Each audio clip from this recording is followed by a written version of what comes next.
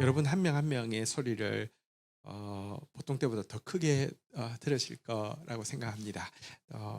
하나님 앞에서 또 각자의 기도의 제목을 가지고 또 공동체에 주신 마음을 가지고 또 기도하고 나가도록 하십시다. 마태복음 20장 29절에서 34절 내용입니다. 29절부터 31절까지 먼저 교독하겠습니다.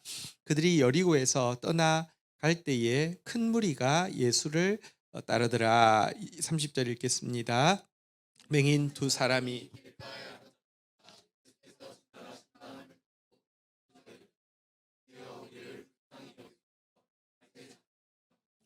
무리 31절 같이 읽도록 하겠습니다. 시작. 무리가 꾸짖어 잠잠하라 하되 더욱 소리질러 이르되 주여 우리를 불쌍히 여기소서 다윗의 자손이여 하는지라.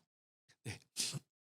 자, 예수님께서 이제 여리고를 떠나가십니다. 여리고를 떠나가신다는 것은 이제 여리고에서 예루살렘으로 올라가신다는 뜻입니다. 이제 정말로 예루살렘에 다가오고 있습니다. 자, 그때에 지나가는 행로에 있던 맹인 두 사람이 예수께서 지나가신다는 소리를 듣고는요, 30절에 보니까요, 이렇게 소리 질렀습니다. 한번 따라하겠습니다. 주여 우리를 불쌍히 여기소서 다윗의 자손이여. 주여 우리를 불쌍히 여기소서 외쳤습니다. 다윗의 자손은 이제 메시아에 대한 호칭인데요. 메시아여 주여 우리를 불쌍히 여기소서 이렇게 외치게 되었습니다. 자, 그런데 여러분 지금이 유월절을 앞두고 사람들이 이제 그 예루살렘으로 올라가려고 하면 이쪽에서 오는 사람들은 다 대부분 여리고를 거쳐서 올라가야 되기 때문에 굉장히 많은 사람이 같이 이제 올라가고 있습니다. 또 사실 지금 예수 그리스도에 대해서 잘 알지는 못하지만 막 인기 절정이기 때문에 엄청 많은 사람들이 큰 무리가 예수를 따르더라 이렇게 오늘 본문에도 나오는데 막 에워싸고 이렇게 올라가고 있는 상황에서 비천한 맹인이 주여 우리를 불쌍히 여기소서 다윗의 자손이여 이렇게 외치자 31절에 보니까요, 같이 올라가던 무리가 이렇게 반응을 하고 있습니다. 꾸짖어 잠잠하라 이렇게 이야기를 했다라고 이야기합니다. 좀 작작 좀 해라 뭐 이런 이제 분위기겠죠.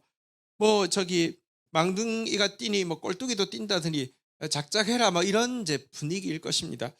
왜냐고 하면 예를 들어 좀 사람이 없을 때 이렇게 하는 건 괜찮은데 막 너무 많은 사람이 막 이렇게 가는데 이렇게 뭐랄까 그 뭐 이 맹인이 비천한 맹인이 이렇게 할 때 사람들이 이것에 대해서 절대로 호의적이지 않고요. 굉장히 이렇게 뭐랄까요? 눈총을 주는 이런 분위기였습니다. 또 사실 여리고는 성지 순례를 가면 이제 좀 많이 느끼는 건데 그 여건이 굉장히 좀 좋은 도시입니다. 이렇게 휴양 도시 비슷한 느낌을 풍기는, 그러니까 대부분이 막 고지에 있는데 이렇게 그 요단강 바로 앞에 있는 평지에 있는 이게 좋은 곳입니다. 그러다 보니까 권력층들이 주로 머무르고요. 특별히 제사장 가문에 당번이 있고 비번이 있는데 비번일 때에는 주로 이 여리고 쪽에 거처를 두고 여리고에서 주로 지내고 있었습니다. 아마 무리들이 예수님에 대해서 다윗의 자손이야 외치는 거에 대해서는 여러분 정치인들은 권력 있는 사람들은 대중의 여론에 민감하기 때문에 그거는 말 못하면 다수가 막 이렇게 하는 거. 근데 꼽겠죠. 왜냐하면 제사장 뭐랄까 세력들이 제일 많은 지역이 여리고인데요. 꼽던 차에 이 불쌍하고 아무도 편들어 주지 않고 지금 대중들도 막 눈총을 주는 이 사람들이 다윗의 자손이여 하고 막 이렇게 하니까 눈총 주는 정도가 아니라 정말 어디서 입에 담지 못할 소리 막 이런 분위기가 또 그 자리에 같이 있었다는 것입니다. 그러니까 막 무리들은 막 약간 좀 조롱하듯이 좀 작작 좀 해. 그러니까 사람들이 웃고 막 이런 분위기라고 하면 권력층들은 너 지금 무슨 말인 줄 알고 하는 소리냐고 이것들이 그냥 뭐 이런 분위기가 형성이 되었다는 것입니다. 하지만 그럼에도 불구하고 이 두 명의 맹인은요 더 분명히 고백합니다. 한번 따라하겠습니다. 주여 우리를 불쌍히 여기소서. 다윗의 자손이여. 다윗의 자손은 아까도 이야기했지만 메시아를 부르는 이제 호칭인데요. 그러니까 메시아라고 이렇게 고백하는 거에 대해서 권력층이 막 책망하고 막 잡아먹을 것 같은, 너 이거 예수 지나가고 나면 너 가만 안 둬, 이런 분위기를 풍겼음에도 불구하고 다윗의 자손이야 이렇게 외치면서 주여 우리를 불쌍히 여기소서 이렇게 외칩니다. 한국말로는 글밥이 좀 많은데요. 이게 이 단순한 문장, 주여 우리를 불쌍히 있어서, 주여 우리를 불쌍히 여기 있어서, 이 기도를 이제 물론 이때는 이스라엘 사람이니까 히브리어로 했겠죠.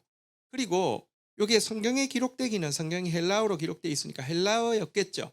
그렇지만 교회가 이제 그 로마에 이제 정착을 하고 나서는 라틴어로 바뀌었을 텐데, 이 말이 주여가 키리에고요.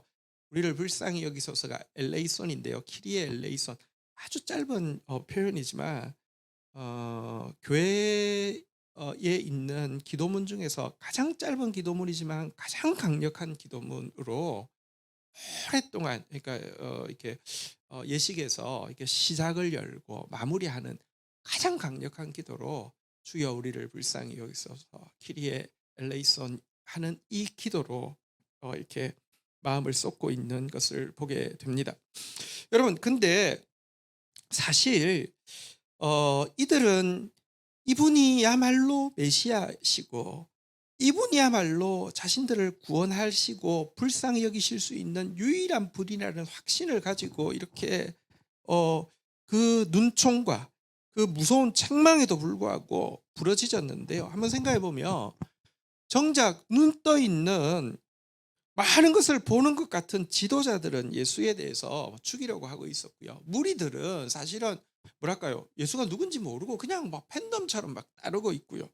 제자들마저도 우리가 앞선 본문에서 보듯이 지금 이번에 올라가면 진짜 왕이 될 거니까 뭐 내 아들 두 아들을 이쪽에 세우시고 저쪽에 세우시고, 그러니까 아직 제자들도 모르고 무리들도 모르고 종교 지도자들은 더더구나 모르고 죽이려고 하는데, 어떻게 이 눈 감은 맹인은 예수님에 대해서 다윗의 자손, 정말 구원자시고 자기를 불쌍히 여길 수 있는 긍휼의 주이심을 어떻게 이렇게 확신하고 외치고 또 알 수 있었을까요?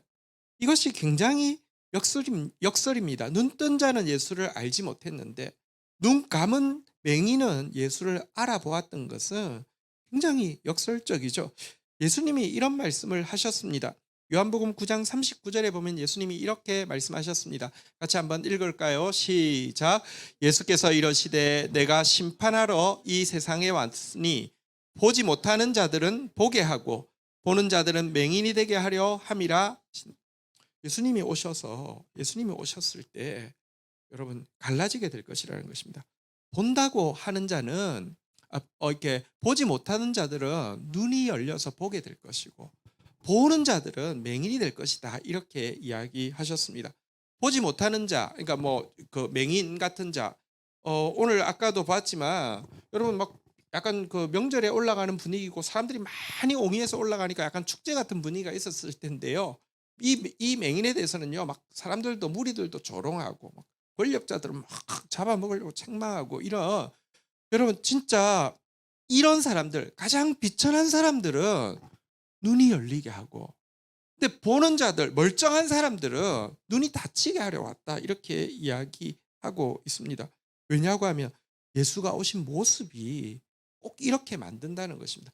예수님이 세상 방식으로 오셨으면 보는 자들은 더 막 그냥 똑똑히 보고 볼 뿐만 아니라 보이니까, 뭐 부자들은 뭐 돈이 보인다면서요. 보이니까 투자도 하고 막 이렇게 할 거고요. 보지 못하는 사람들, 못 배운 사람들, 아무것도 가지 못한 사람, 그 근처에도 못 오는 사람이 되겠죠. 세상 방식으로 온다고 하면 권력자로서 오고 막 힘 있는 자로서 오고. 근데 예수님이요, 너무 비천하고 너무 작은 자로 오니까요, 가진 자들은 도리어 저게 뭐야라고 하면서 무시하거나 저런 게 메시아면 우리가 위험해 하면서 죽이려고 하게 되었고요. 진짜 없는 사람들, 정말 약한 사람들은 하나님을 구원의 하나님을 그를 통하여서 보게 된다 이렇게 이야기하는 것입니다. 어쨌든 이 예수님이 이렇게 말씀하시면 겸손한 자는 눈이 떠질 것이고 교만한 자는 눈이 감길 것이라는 말이잖아요. 그러면 정상적인 반응은 무엇입니까? 혹시 내가 교만한 자 아니야?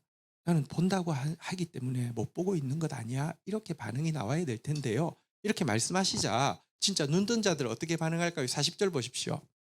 바리새인 중에 예수와 함께 있던 자들이 이 말씀을 듣고 이르되 우리도 맹인인가? 무슨 말입니까? 우리가 맹인이라고? 이렇게 지금 이제 화가 나가지고 이렇게 이야기하는 것이죠. 저 말 들어보니까 보는 자는 맹인되게 한다는데 우리가 맹인이라고? 이런 식인 거죠. 예수님이 뭐라고 이야기하십니까? 41절 같이 읽겠습니다. 시작. 예수께서 이러시되 너희가 맹인이 되었더라면 죄가 없으려니와 본다고 하니 너희 죄가 그대로 있느니라. 예수님 정확하게 지적하시죠. 우리 보고 맹인이라는 거야? 예수님 이야기합니다. 차라리 맹인이었으면 죄가 없을 텐데 아직도 안다고 본다고 하기 때문에 너희 죄가 그대로 있다라고 이야기하고 있습니다. 여러분 예수님 앞에 이 맹인 눈 감은 자는 예수를 알 수 있었는데요. 겸손한 자만 예수를 알 수 있습니다. 겸손한 자 되어서 예수를 바르게 볼 수 있는 자 되기를 원하고요. 주여 우리를 불쌍히 여기소서.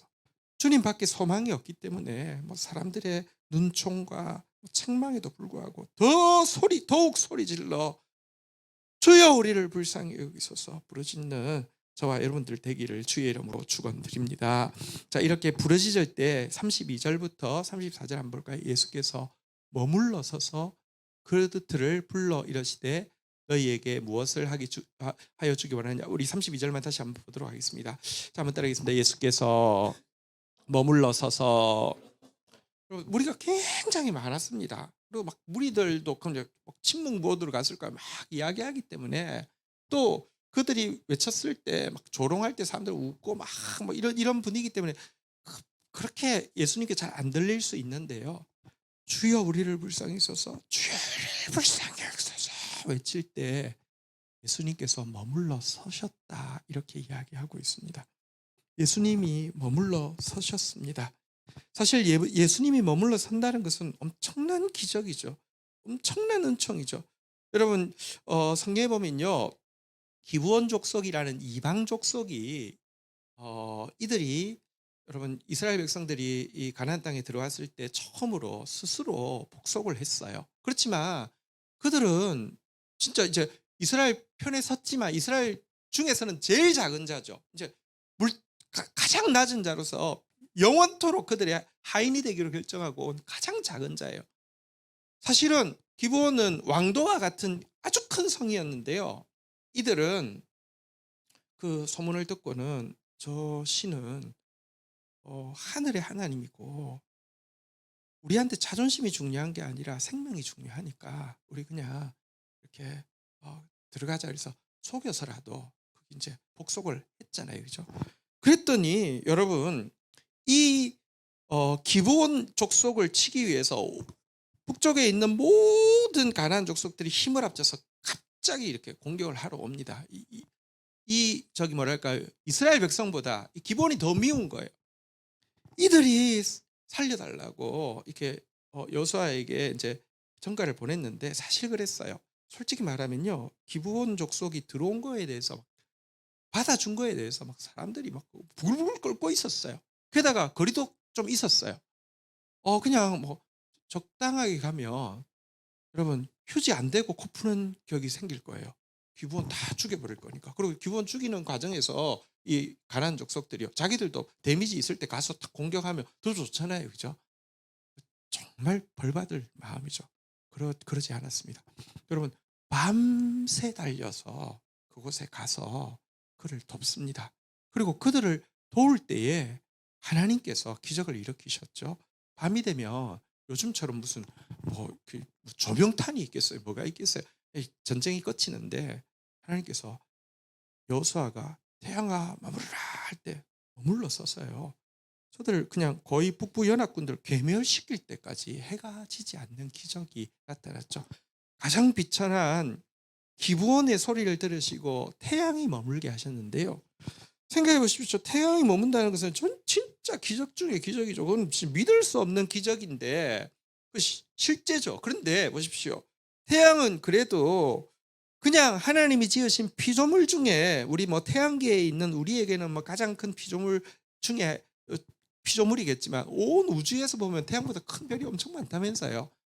뭐 헤아릴 수 없이 많다면서요. 근데 어쨌든 피조물 중에 좀 큰 거 하나가 머무른 거하고 태양을 말씀으로 만드신 주님이 머물러 서신 거하고는 진짜 차원이 다른 일이죠. 근데 무엇이 주님을 머물러 서게 했습니까?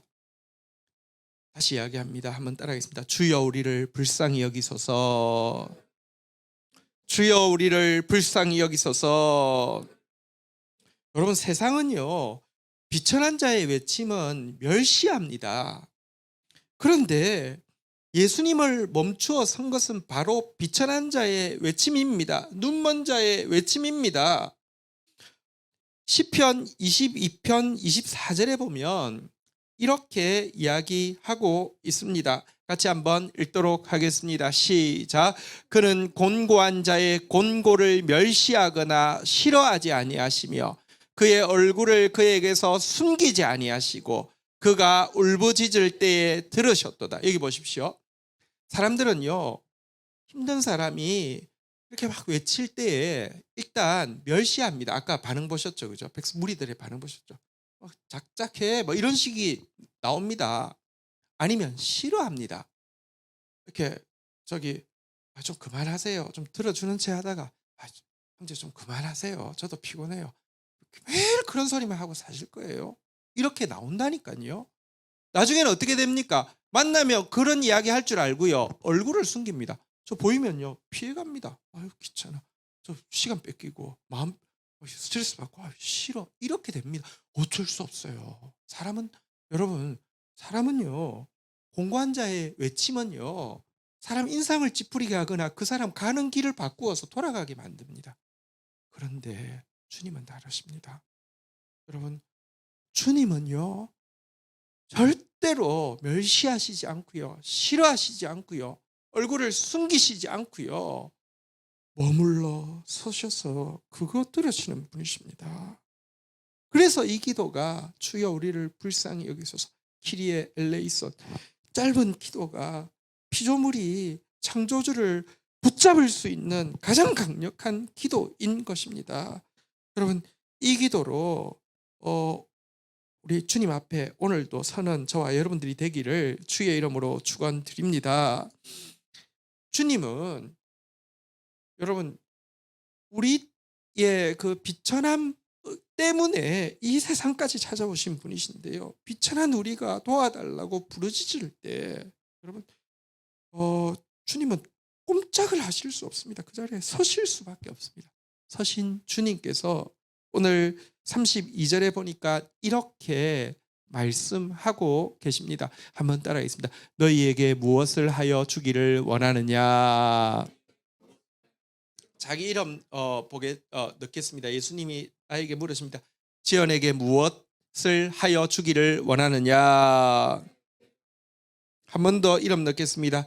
지연에게 무엇을 하여 주기를 원하느냐. 우리에게 그 맹인에게 무엇 하여 주기 원하느냐. 주여 우리를 불쌍히 여기소서 그랬는데 무엇 하여 주기를 원하느냐 이렇게 물으셨습니다. 자 이렇게 물었을 때에 맹인의 대답이 33절에 나옵니다. 우리 같이 한번 읽도록 하겠습니다. 같이 읽겠습니다. 시작. 이르되 주여 우리의 눈 뜨기를 원하나이다. 여러분 예수님께서 무엇 하여 주기를 원하느냐라고 물었습니다. 이때 맹인은 지체 없이 우리의 눈 뜨기를 원하나이다 라고 하면서 그들의 소원을 정확하게 아뢰게 되었습니다. 이거 뭐 당연한 것 아니야 이렇게 생각할 수 있지만 당연하지 않습니다. 많은 사람들이 주님 앞에 일단 주여 우리를 불쌍히 여기소서 기도하지 않죠. 혹은 기도하지 않는 사람도 많지만 기도하는 사람도 많습니다. 기도가 하나의 습관이고요. 기도가 하나의 종교 의식이고요. 기도하고 있습니다. 여러분들도 뭐 이렇든 저렇든 막 기도하잖아요. 그죠? 그럼 기도할 때 주님이 갑자기 나타나셔서 무엇하여 주기를 원하느냐? 그러면 답이 있을까요? 어, 어, 잠시만요. 잘 없어요. 왜냐고 하면요. 많은 사람들에게 기도는 습관적인 종교 행위입니다. 솔직히 말하면 여러분 이 그냥 사실 성경에 보면 중언부언한다는 표현도 나오고요. 이게 그냥 하나의 종교적인 습관입니다. 정말로 주님이 들으실 것을 믿고 주님이 무엇하여 주기를 원하느냐라고 할 때 바로 고백할 고백을 가지고 절박하게 주님 앞에 서기가 쉽지 않습니다. 근데 그들은 명확하게 고백했습니다. 주여 우리의 눈뜨기를 원하나이다. 이렇게 고백했는데요. 여러분 보이지 않는 인생이 얼마나 힘들겠습니까? 저희 교회 초창기 때에 안요한 목사님이라고 낮은 대로 임하소서라는 그 영화의 주인공이신 목사님이 이제 저희 교회에 오셔서 이렇게 이제 간증을 쭉 해주셨던 적이 있습니다. 사실 이제 뭐 그때 막 저기 고등학교 영어 선생님으로 잘 나가고 있을 때 갑자기 실명이 와가지고 뭐 하루아침에 뭐 직장도 잃고 또 결혼도 깨지고 그다음에 뭐 모든 것을 다 잃고 그다음에 이제 자기가 여러분 한 60년대 막 이런 때니까 얼마나 어렵겠어요. 그래서 장애가 있으면 또 얼마나 불편했겠어요. 그래 가지고 저쪽에 강북구 어디인데 거기서 이제 살려고 하면 뭐 이제 거지들이 좀 모여 있는 곳이 서울역이니까 그리고 그래서 얼어 죽지 않고 쿠거리라도 하려고 하면 서울역 가야 되겠다 그런데 갑자기 눈이 먼 사람이 아마 강북구 어디에서 서울역까지 가는데 한 달 걸렸다든가 그때 이제 그런 간증을 하시더라고요. 그러니까 아무것도 안 보이고 뭐 그런 간증을 하셨는데 어쨌든 여러분 눈이 보이지 않는다는 게 얼마나 고통스러운 일이겠습니까? 그래서 보기를 원하나이다 이렇게 고백을 하고 있고요. 또 여기도 주여라고 고백을 하고 있는데요. 그것을 할 수 있는 메시아 아니 그것 하기 위해서 오신 메시아의 긍휼을 믿고 그 앞에 나와서 이렇게 부르짖고 있죠. 여러분 이사야서 42장 16절에 보면 이런 간구에 대해서 메시아가 어떻게 하실지에 대해서 예언이 되어 있습니다. 우리 같이 한번 읽도록 하겠습니다. 시작. 내가 맹인들을 그들이 알지 못하는 길로 이끌며 그들이 알지 못하는 지름길로 인도하며 암흑이 그 앞에서 광명이 되게 하며 구분대를 곧게 할 것이라. 내가 이 일을 행하여 그들을 버리지 아니하리니. 메시아가 오셔서 할 일에 대해서 이렇게 얘기합니다. 맹인들을 여러분 맹인들 아무것도 안 보이는데요. 주님이 인도하시는데요. 한번 따라하겠습니다. 알지 못하는 길로 이끌며 알지 못하는 지름길로 인도하며 정말 어, 알지 못하는 길로 인도한다. 아니 도리어 알지 못하는 지름길로 이끌어 줄 것이다. 인도할 것이다. 이렇게 이야기했는데요. 사실 이제 안요한 목사님 간증은 이제 요즘 이제 시대가 많이 지나서 잘 그 영화를 보신 적도 그래서 잘 모르시겠지만 어쨌든 눈먼 그가 여러분 그 끼친 영향력이 얼마나 큰지 몰라요. 그러니까 진짜 세상적으로는 알 수 없는 길이지만 도리어 그 길이 천국의 지름길이 되고 많은 사람들을 천국으로 이끄는 지름길이 되는 그런 인생을 사시게 하셨어요. 암흑이 그 앞에서 광명이 되게 하며 구분대를 곧게 할 것이다. 이렇게 약속하고 있습니다. 이런 일을 누가 하십니까? 메시아만 하실 수 있습니다. 알지 못하는 길로 이끌어 주실 것입니다. 우리가 인생에서 길이 안 보일 때가 있습니다. 진짜 한치 앞에 안 보일 때가 있습니다. 괜찮습니다. 주여 우리를 불쌍히 여기소서 기도하고 나가면요. 주님이 인도하십니다. 알지 못하는 길로 인도하시는데요. 알지 못하는 그 길이 지름길이 되게 인도하실 것입니다. 우리 인생이 암흑이 다가오는데 빛이 하나도 없고 완전 절망적인 암흑이 때가 있습니다. 암흑이 그 앞에서 광명이 되게 하십니다. 인생이 대부분의 사람들이 그냥 약간씩은 이렇게 가지만 내 인생은 이렇게 굽어서 이제 그냥 끝났다고 생각할 수 있을 것입니다. 여러분, 주께서 곧게 하시면요, 시온의 대로가 되게 하시면요, 여러분, 많은 사람들이 그 시온의, 그 사람에게 난 시온의 대로를 통하여서 주님 앞에 나가게 하십니다. 내가 이 일을 행하여 그를 버리지 아니하리라고 말씀하고 있습니다. 오늘 이 맹인들에게도 그 주님께서 지금 서 계신 거고, 그 주님께 주여 우리의 눈뜨기를 원하나이다 고백했으니, 우리 마지막 절 한번 볼까요? 우리 34절 같이 한번 읽도록 하겠습니다. 읽겠습니다. 시작. 예수께서 불쌍히 여기사 그들의 눈을 만지시니 곧 보게 되어 그들이 예수를 따르니라. 자, 예수님이 다시 말씀합니다.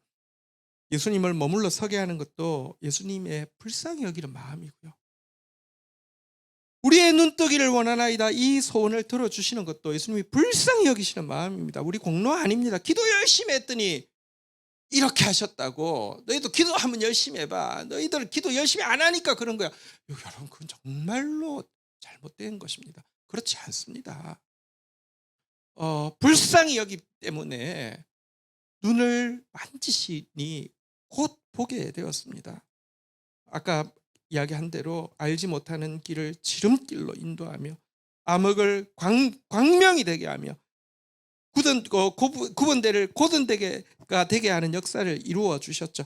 자, 그런데 이 기적을 본 이 맹인들의 반응이 무엇입니까? 34절 하반부에 보니까 한번 따라하겠습니다. 곧 보게 되어 그들이 예수를 따르니라. 여러분 보십시오. 오늘 맹인의 모습에서 우리가 몇 가지 좀 적용할 게 있습니다. 첫 번째는 주여 우리를 불쌍히 여기소서. 사람들의 멸시와 사람들의 조롱과 사람들의 책망 앞에서 더욱 소리질러 주여 우리를 불쌍히 여기소서 키리에 엘레이손, 이렇게 기도하는 확신과 열망은 과연 우리에게 있는가 좀 살펴야 하고요. 주님께서 내가 무엇하여 주기를 원하느냐 할 때 주여 우리의 눈뜨기를 원하나이다. 근데 종교의식이 아니라 정말 뭐랄까요, 절박하면서도 분명한 소원을 가지고 나왔던 것도 우리가 본받아야 하지만, 많은 경우 이 두 가지까지 되는 사람들이 있습니다. 진짜 기도하고요, 분명한 목표를 가지고 기도하는데요, 문제는 딱 눈 뜨고 나서 그걸로 끝나는 사람들도 더 많습니다. 이 맹인들은요, 눈 뜨자 뜬 눈으로 메시아를 따르기를 원했습니다. 그래서 곧 그들이 예수를 따르니라, 이렇게 결론을 짓고 있습니다. 영적인 행로가 응답받는 데서 그치는 사람이 아니라 예수를 쫓는 제자로 발돋움하게 되었다, 이렇게 이야기를 하고 있습니다. 그럼 사실 우리가 응답의 체험들이 되게 중요해요. 체험이 없이는 신앙이 잘 성장하지 않죠. 그렇지만 체험이 중독이 되어서는 안 됩니다. 응답의 체험은요, 예수의 제자가 되게 하기 위한 도약대이고요, 도약해서 예수 제자가 되었으며 예수와 함께 십자가 지고 가야죠. 예수 제자가 보십시오, 예수 제자들은 가룟 유다를 제외하고는 다 순교의 제물이 되었잖아요. 그죠? 뭔가 기적을, 더 큰 성취를, 아니요, 그것은 예수님 십자가 지실 때에 십자가 지실 때 그 막 절망했다가 성령 오셨을 때 다 죽었어요. 그들은 예수가 누군지 영적인 많은 응답들을 통해서 체험하고 나서는요, 예수 따르는 제자 되어지고 나서는 자기도 자기 부인의 길을 걸어갔는데요. 어쨌든 여러분, 응답은 너무 중요합니다. 그런데 응답을 오늘 이 들처럼 정말 예수 제자 되는 도약대로 삼는 사람이 더 복되다는 사실도 우리가 기억해야 할 것입니다. 우리 같이 한번 찬송하면서 주님 앞에 나가는 시간 가지도록 하겠습니다. 우리 자리에서 일어서셔서 한번 찬양하겠습니다.